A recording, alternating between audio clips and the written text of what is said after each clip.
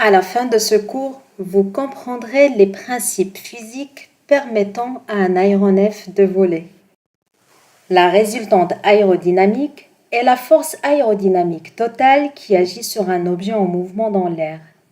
Elle résulte de l'addition de toutes les forces aérodynamiques individuelles qui agissent sur l'objet, telles que la portance, la traînée et la force de poussée.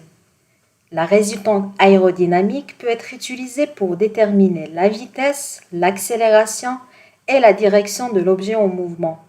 Elle joue un rôle important dans la performance et le comportement d'un objet en mouvement dans l'air.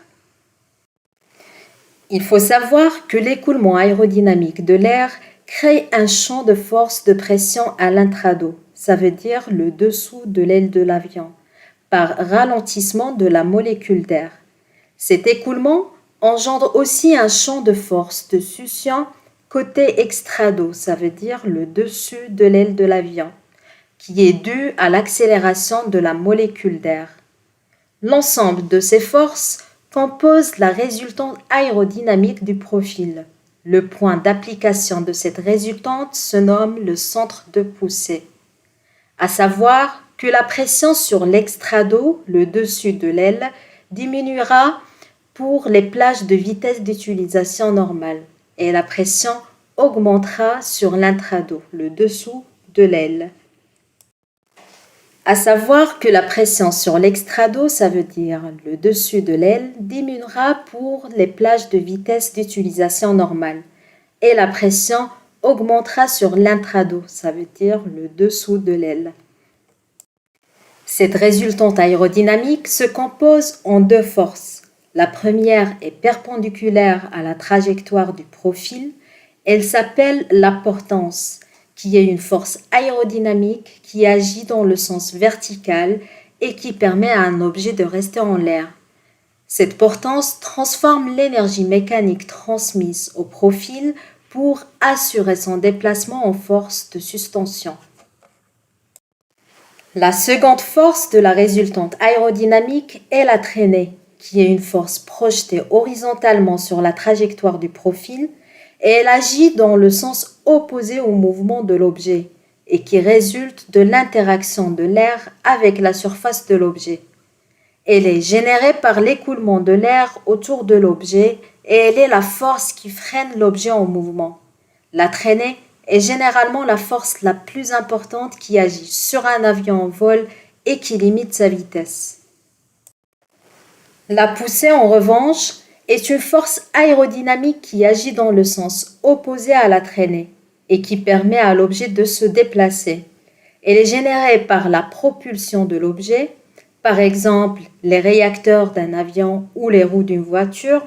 La poussée doit être suffisamment importante pour compenser la traînée et permettre à l'objet de se déplacer à la vitesse désirée.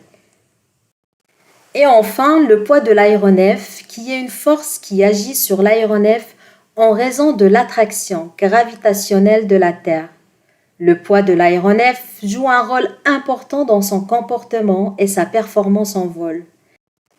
Il doit être pris en compte lors de la conception de l'aéronef pour s'assurer qu'il est suffisamment léger pour pouvoir voler, mais assez robuste pour résister aux forces auxquelles il sera soumis en vol. Le poids de l'aéronef peut également affecter sa vitesse et sa maniabilité en vol, ainsi que sa consommation d'énergie. Durant un vol en palier, la portance équilibre le poids, la traction et la traînée. Le système entier est en équilibre. Durant le vol en montée, la portance reste perpendiculaire à la trajectoire alors que le poids reste vertical. Il se crée une composante du poids parallèle au vent relatif ou à la trajectoire qui s'ajoute à la traînée. Il faut donc ajouter de la puissance. Si vous êtes déjà à fond, vous ne pouvez plus monter. Vous avez atteint le plafond de propulsion. Durant le vol en descente, le poids comprend dans ce cas une composante parallèle au vent relatif, mais qui s'ajoute à la traction, ou qui remplace la traction dans le cas du vol en planée, sans moteur ou avec moteur réduit. Pour un drone de type multimoteur, comme pour un drone de type hélicoptère, En vol stationnaire, les forces s'opposent et s'équilibrent. Il est possible de calculer précisément la portance et la traînée grâce aux formules suivantes. Il faut noter que la portance et la traînée varient comme le carré de la vitesse. Alors, la formule pour calculer la portance ou la traînée est comme suivant. 1 divisé par 2 multiplié par la densité de l'air multiplié par la surface alaire, ça veut dire la surface portante de l'aile, multiplié par la vitesse de l'air au carré, et puis par le coefficient de portance ou le coefficient de traînée. L'angle d'incidence d'une aile pour un drone de type avion ou l'angle d'incidence d'une pale d'hélice pour le cas d'un drone hélicoptère est l'angle compris entre la corde de référence d'un profil et la direction de vent relatif. À noter que plus l'incidence augmente, plus la portance et la traînée augmentent. Tout cela dans une certaine limite, car si l'incidence est très augmentée, on atteint l'incidence critique. S'il y a décrochage des filets d'air à la surface du profil et la portance diminue, alors brutalement. À noter qu'avec la dissymétrie de portance, ça veut dire le dérapage, une aile porte moins que l'autre. Lorsque sera atteint l'angle d'incidence maximale, elle décrochera, entraînant l'aéronef dans une autorotation difficilement rattrapable à faible hauteur. À vitesse constante, on augmente progressivement l'angle d'incidence d'un profil, la portance augmente, puis à partir de l'incidence de décrochage, elle diminue. Le facteur de charge est le rapport entre le poids apparent et le poids réel. Ça veut dire le poids ressenti qui est en fonction à la fois de la gravité et des forces d'inertie du porteur et le poids réel qui est créé par la gravité. Par exemple, en cas de vol en palier stabilisé, sachant que le facteur de charge égale à la portance divisé par le poids, et que le poids égale à la portance, ça veut dire notre facteur égale à 1 en cas de vol en palier stabilisé. En virage, le facteur de charge augmente et si on impose un facteur de charge trop fort, par exemple en serrant excessivement un virage avec une vitesse élevée, on peut atteindre les limites de résistance de l'appareil. Les ailes peuvent se briser. Le facteur de charge augmente, la vitesse de décrochage augmente aussi, mais l'incidence de décrochage ne change pas. Nous distinguons deux régimes d'écoulement de l'air autour d'un corps. Le premier qui est l'écoulement laminaire, où les particules d'air glissent parfaitement les unes sur les autres sans échange de particules entre elles. Elles suivent un mouvement rectiligne et parallèle. Le deuxième est l'écoulement turbulent. C'est quand les particules d'air ont des trajectoires quasiment parallèles entre elles, mais qui ne sont pas rectilignes, tout en se déplaçant globalement dans le même sens à la même vitesse. La finesse correspond à la distance qu'un aéronef à voilure fixe pourra parcourir pour une hauteur donnée en vol plané sans vent. En air calme, la finesse correspond à la distance parcourue divisée par la hauteur perdue. Par exemple, une finesse de 10 signifie moteur coupé, il parcourt 10 mètres pour perdre 1 mètre d'altitude. Cela correspond à un vol plané de 10 km à partir d'une hauteur de 1000 mètres. Pour avoir le maximum de portance avec la traînée au minimum, vous volez à la vitesse de finesse maximale. C'est une vitesse qui vous permet de planer le plus loin en cas de panne moteur. Alors, la finesse d'un drone est maximale lorsque le rapport portance sur traînée est maximal. Le but de l'hélice est de fournir une force de traction en prenant appui sur l'air. Le profil d'une pale d'hélice ressemble au profil d'une aile, c'est-à-dire il est doté d'un bord d'attaque, d'un bord de fuite, une corde de référence qui est la distance entre le bord d'attaque et le bord de fuite, d'une épaisseur moyenne, d'une cambrure et d'un calage qui est l'axe de rotation de la corde appelé pas. L'optimisation de la géométrie d'une pale est donc un compromis entre la performance et la résistance mécanique. Le rotor est en rotation dans le plan horizontal et agit selon l'axe vertical. Il génère une force de suspension appelée portance. Dans le cas d'une perte de puissance du moteur, le rotor est alimenté en air par descente de l'appareil. Le rotor tourne en autorotation qui le permet de freiner considérablement la chute de l'appareil.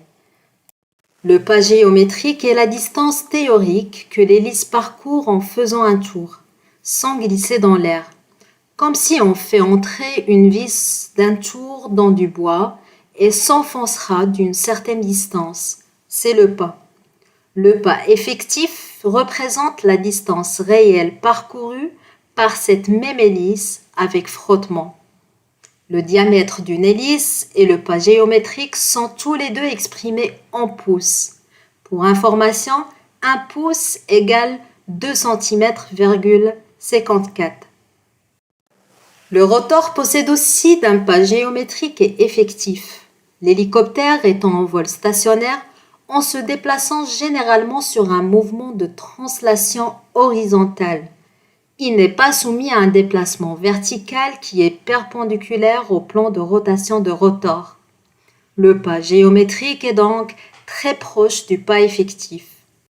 On dit une hélice vrillée, c'est que les parties extérieures des pales de l'hélice, comme toutes les choses qui tournent autour d'un point central, se déplacent plus rapidement que les parties situées près du moyeu. L'effet de couple est dû au troisième principe de Newton, action-réaction. L'hélice tourne dans un sens entraînant l'avion par réaction dans le sens contraire. Le rotor arrière ou le rotor anti-couple permet de contrer cette force de réaction en exerçant une force dans le plan latéral. Le rotor anti-couple assure également le contrôle de l'axe de lacet. Le souffle hélicoïdal est le mouvement d'air créé par l'hélice s'enroule autour du fuselage de l'avion et vient s'appuyer latéralement sur la dérive, générant un mouvement de lacet. Pour les moteurs tournant dans le sens horaire, l'avion a tendance à pivoter vers la gauche autour de l'axe de lacet. Le mouvement hélicoïdal de l'air, créé par le rotor, s'enroule aussi autour du fuselage de l'hélicoptère et exerce une force sur le fuselage et la poutre de queue. Une hélice à axe de rotation verticale se déplaçant horizontalement produit un couple en roulis dû à l'effet de pale avançant, pale reculant.